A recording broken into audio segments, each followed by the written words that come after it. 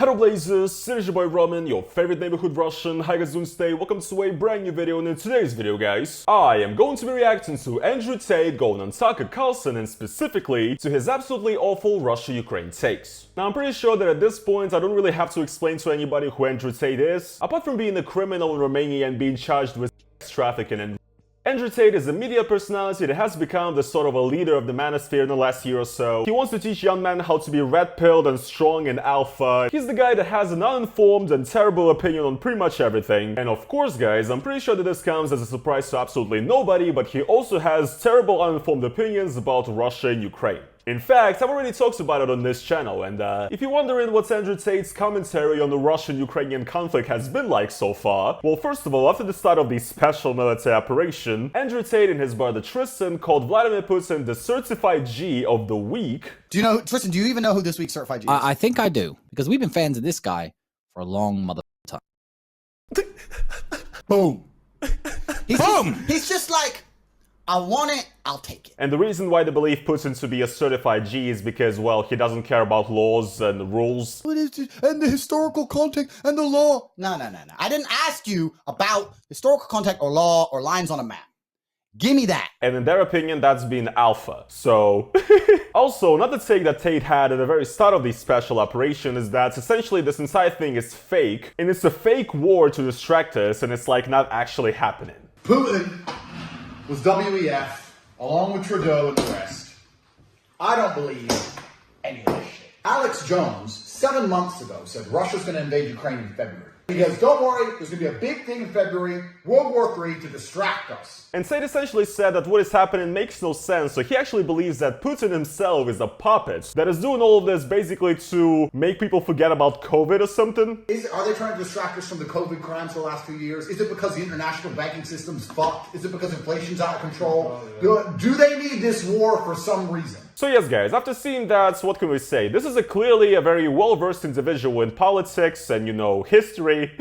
But this is a man whose opinion is very trustworthy on the topic, clearly. So in today's video, I would like to react to even more Tate's opinions on Russia and Ukraine. And these new statements actually come from the interview he did recently with Carlson, who's another terrible human being and a right-wing grifter. So let's just see what they have to say. Let's look at the very informed opinions, and I, as a Russian, would like to react to it and give my 2 cents. So let's go. Why do you think support for the war in Ukraine, support for Ukraine's side in the war against Russia, support for a war against Russia in the West, is kind of the bottom line issue for the people who run the US government and for the American media? First of all, the framing of the question is complete nonsense. Support for a war against Russia, you're framing the question as if this is something that the West has started. This is a very loaded question, and I do not appreciate that, Tucker. I mean, I guess you could argue about it, Yep. but there isn't an argument about it in the United States. There's a position, and anyone who doesn't hold it is attacked and punished.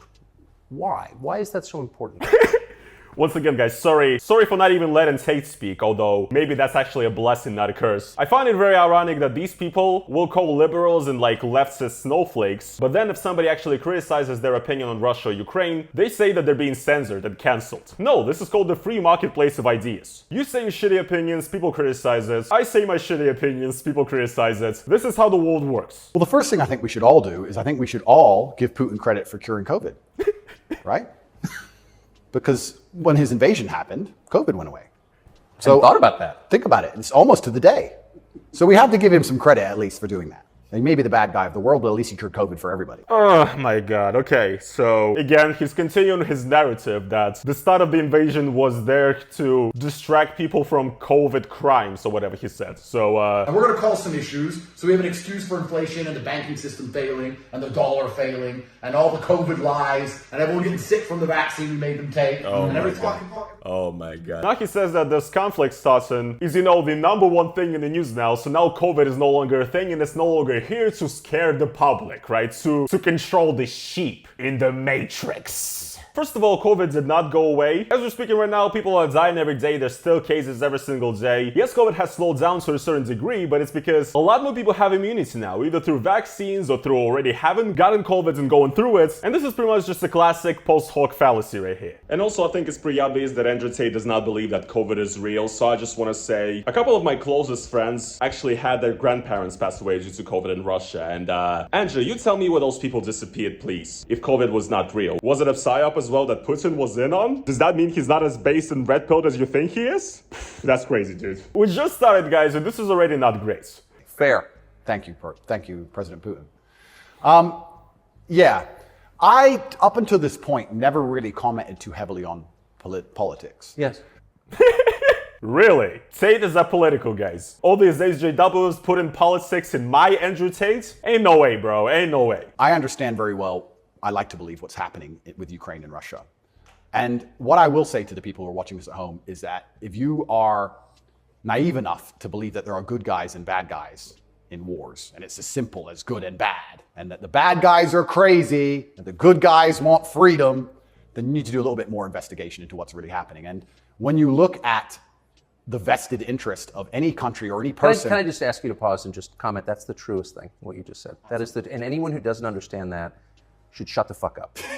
And I mean it, having seen war. I mean, guys, honestly, my question is, are these guys like actual on the Kremlin payroll? Because like, I'm not sure. That's the way it feels to me though, because inadvertently maybe they retranslated literally Kremlin's propaganda of "не всё так однозначно," which is like a Russian phrase for not everything is that one-sided. Russian propaganda essentially tries to instill this belief in Russian people through propaganda that neither of the sides is really like good or bad. Because here's the thing, there's a lot of Russian people who are not however, propaganda works on them in a certain way where they don't become especially pro-Russian, pro-Z as a result of propaganda, but instead they become more skeptical of the other side. So they're like, yes, I don't support everything that's going on, however, look at what Ukraine is doing, and they did that, they said that, so I guess this is all, неоднозначно then. This all doesn't make sense, so I guess I'm just gonna, I'm just not gonna do anything. That's the whole point. So essentially what they're doing here is that they're spreading this exact sort of point of view, and essentially, they're just trying to show themselves off as sort of, giga brains that are above everybody in their understanding of how the world works, because clearly only idiots actually support this or that side. The real megaminds actually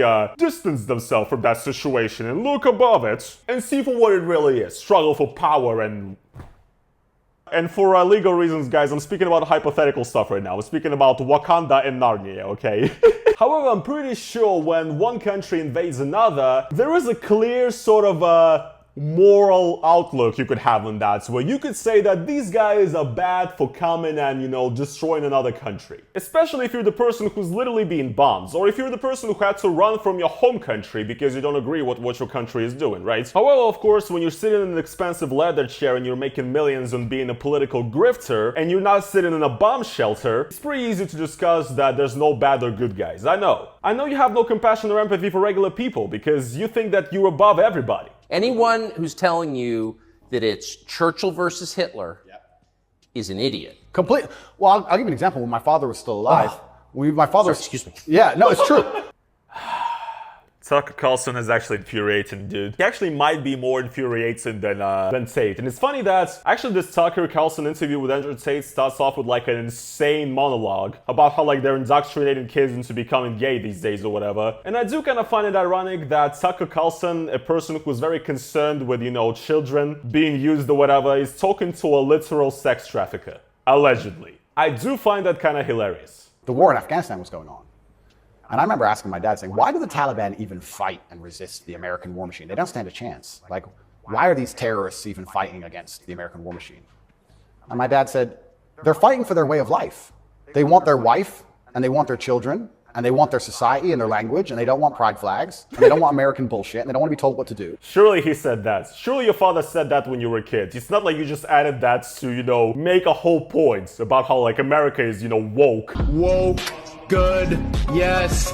And is trying to destroy the rest of the world with LGBT agenda. Because of course they're trying to destroy Russia with that as well. And Russia is obviously a fighter for conservative values and actual freedom in the world. So this is what these idiots think. I've already talked about these guys many times on my channel. And Jordan Peterson basically is of the same opinion. He's also talked about this before, how, you know, Russia is essentially like the leader of the Eastern world that's, you know, fighting against the degeneracy and wokeness in the West that everybody hates.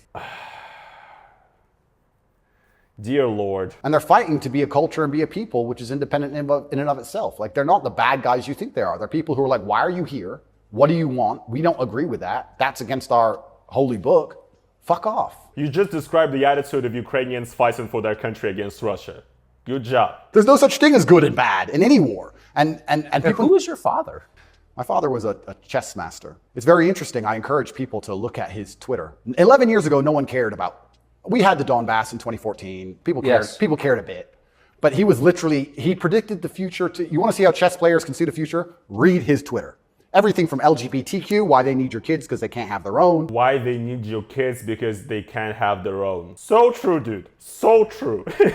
Just suck a dick on camera already, Andrew. Like, what's up with you, man? What's up with him? War that's coming and how Europe's going to have an energy crisis to the letter. It's all on his Twitter. It's amazing to read. It's like you could tell the future. 10 years ago, no one talked about any of this stuff. Again, this shows the awareness of Andrew Tate. First of all, he's like trying to push his family's brand by advertising his dad's Twitter or whatever. But also, people have talked about this. I mean, if you talk about, you know, Ukraine specifically, people have talked about this in Russia and Ukraine for decades, way earlier than your father. And you know, the relationship between Russia and Ukraine has been a pressing issue since at least like 2004 or the 90s themselves, after the fall of the Soviet Union. So, and in fact, in Russia, many people have talked about this. For example, a famous Russian director, Alexander Sakurov, in 2008 actually said this. И поэтому я, конечно, очень с большой тревогой смотрю на будущее Родины нашей. Конечно, в том числе в связи с этим нас ждут, конечно, большие войны. И на юге страны, и далее нас ждет очень большой, тяжелейшая, на мой взгляд, война с Украиной и тяжелейший конфликт, возможно, с Казахстаном. And back in the day, people thought he was crazy for saying this, but now people see him as a sort of a prophet. Actual thinkers in the post-Soviet Union who actually grew up in the countries that you're talking about, that you know nothing about, they have been talking about this. However, of course, the Tate family are the only ones in the world that have ever, you know, actually predicted the future and actually, you know, can understand how the world works and what is really going on. So, of course. But he was telling me about a lot of this stuff even when I was a lot younger. And as we said, there's no good guys and bad guys. But yeah, this whole statement that his father gave, I understand it, it's true. Like, this is a realization I probably came to when I was like 16 years old. Thinking about like Osama bin Laden, and I was like, damn. So this guy is like a terrorist, but he is considered like a hero by many people. So at that point I thought, literally, I was like, damn, so this stuff is relative, right? Somebody that's considered a terrible person to one could be a hero to another, and a freedom fighter, right? So yes, in that sense, of course, there's no good or bad guys, because everything is relative, and everybody has their own opinion and everything. However, that does not mean that people who actually like pick a side in certain conflicts are idiots, because they're too dumb to realize there's no bad and good guys, and you know, не все так однозначно. He thinks he's saying profound stuff, but this stuff people think about when they're like 15 years old. Or maybe I'm just a genius, guys. That's why I was thinking about this when I was 15. Maybe I should be like, I should be the new Tate and alpha male motivator. Maybe not with his guts, but I'm trying to do something about it. When you have a vested interest in something, I think that people are relatively simple. You're talking about why the American government has such a vested interest in this war. Which is not good for America. Which is not good for America, so... I mean, it kind of is, isn't it? In a sense that it's spreading America's influence in the world, in a sense. Because now America is getting new allies. NATO is getting new allies. New members are joining NATO. So in a sense, it is good, isn't it? And I'm not even saying this on some like, you know, NATO wanted to install biolabs in Ukraine or whatever to destroy Russia. No, I'm not even saying it in that way. I'm just saying that logically, this is spreading America's influence in the world. So how is Tucker Carlson as like an American patriot and a conservative not happy with this? You know what I mean? Like, why do all of these conservative patriots of America always simp for Putin that much? Do you understand that like you simping for Putin is like literally you being a cuck? He literally considers America a nation of like degenerates and perverts. You gotta realize that, right? Oh, actually you do as well. You claim to love your country, but actually you hate every single thing about it. That's basically what being conservative is. Because you don't like the current reality and you want to go back and make America great again. To a past that never existed, of course. Right, this makes a lot of sense now, actually, now that I think of it. Which is not good for America. Which is not good for America, so is it well, we can say it's for money or we can say it's for power. What else would it be for? What, is it really for freedom and democracy? Well, I think that's already been destroyed by Zelensky, hasn't it? So, Yes.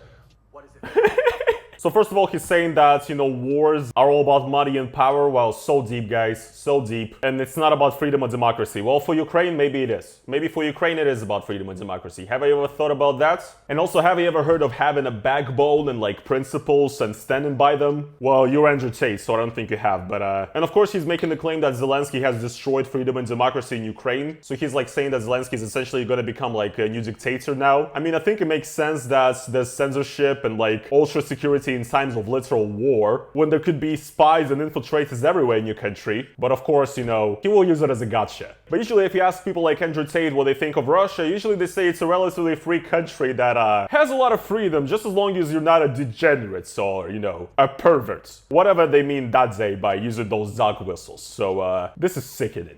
well, I guess it's for money or power. There's no other reason. Okay, well, America wants to be a rich, powerful country. That's fine. Is the money and power going to America? Or is it going to a select few individuals? Are those select individuals interested in me and my life? Do they care about benefiting me? Do I need to support the power grab of these select few individuals? You already do. You're a fucking right-wing, super pro-capitalist who dunks on SJW leftists all day and socialists or whatever. He's literally talking about wealth and resources being hoarded in the hands of the 1%. Good job. You just described capitalism. Do you understand that you're almost making a socialist point right now in your speech? This is amazing. This is so good. How are these people taken seriously by anybody? How does this have so much views? And why is this 2.5 hours long? The world is doomed, guys. I don't want to be on this planet anymore. People don't seem to think anymore. They believe that there's a good guy and there's a bad guy, and one team's completely good and one team's completely bad. One team's crazy. They often use the word crazy because to be completely bad, you have to be crazy, right? So you're crazy. He's crazy, just for no reason. Reasonless. Insanity. Okay, so essentially what Tate is saying here is that Putin is not crazy and he has reasons for what he did. Of course, he will not name those reasons because he doesn't know them and he doesn't want to. He just pretends to be an intellectual. And it's also really funny because he's contradicting himself. Because in the last video where I reacted to Tate, he specifically said that to him, Putin Ukraine trying to take Kiev or whatever doesn't make any sense. He literally said that. I really am at that point now where I have no faith in any of it. I'm not saying the war isn't happening, but I'm saying the reason they're telling us is fucking bullshit. I agree. Why is Putin just invading Ukraine to the point now, trying to take Kiev? To what end? To what end? He ain't gonna be able to take Kiev without massive civilian casualties. No one's gonna accept it. The Russian populace won't accept it. Half of them have fucking cousins in Kiev. The Russian military won't accept it, a lot of them. Most Russian soldiers from Moscow won't fucking attack a Kiev building. You need some Eskimo idiot. None of this makes sense. He literally said that the Russian people won't accept it, it doesn't make any sense. So when the special operation started, first of all, he thought it's all horseshit to distract Americans from the fall of the Zala or whatever. But also, in his opinion, it did not make any sense. However, now, of course, now he laughs at the people who consider Putin crazy and who see no reasons for this whole thing to have started, right? Even though he was one of those people a few months ago. I personally think that's absolute gold right here. I don't know if you saw Lukashenko with the BBC. Did you ever see that interview? No. Oh, brother. Please watch it. The way he destroys the BBC. I thought I did the best job, but I take second place. Amazing, amazing. Yeah, guys, it's really not surprising to me that Andrew Tate is a massive fan of Lukashenko as well, because of course he loves dictators that imprison, censor, and kill their own people. Of course, it's really funny, Andrew Tate. Lukashenko destroyed BBC. You know what? He also destroyed lives of millions of people. And he turned his country into a complete corrupt shithole, with extreme police violence and zero freedom of speech. Hilarious, dudes. I know it's fucking funny. BBC interview, wrecked the SJW, dude. Haha! Fuck you. You gotta realize that our people have been under the plight of these fucking dictators for so many years now, and the people are so tired, and the people are so scared, and they're literally at their fucking breaking points, and to you it's funny because Lukashenko made fun of the fucking BBC journalist or whatever, probably by saying some absolute debunkable shit, because of course, Lukashenko is a liar.